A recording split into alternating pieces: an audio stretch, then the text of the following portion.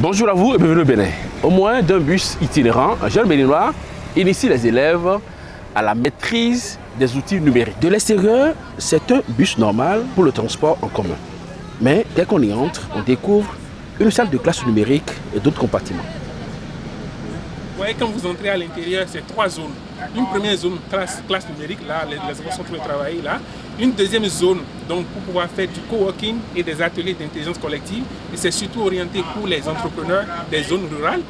Et la troisième zone, donc la zone dans laquelle nous avons, c'est un atelier de fabrication numérique. Vous avez par exemple une imprimante 3D, vous avez des robots, vous avez des objets connectés, etc. Ce matin, les élèves du collège public Saint-Irita de Cotonou sont briefés sur la DIDH, la Déclaration universelle des droits de l'homme, par Amnesty International Bénin. Ensuite, ils sont initiés à la programmation pour créer des personnages. Ce sont les lutins qui sont insérés dans un dialogue. Rabiat, élève de la 4e SIDR. Je sais maintenant manipuler un ordinateur. Sur l'ordinateur, on a appris à déprogrammer, donc on a appris à déplacer les lutins.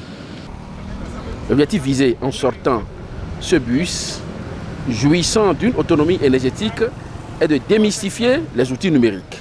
Il y a tout un mythe autour de la technologie, mais en réalité, elle n'est pas réservée seulement aux sachants.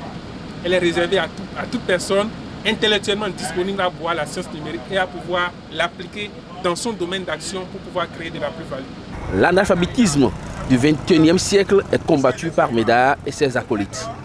C'était Romuald Vissot depuis Cotonou, Bénin pour Nouvelle Aube.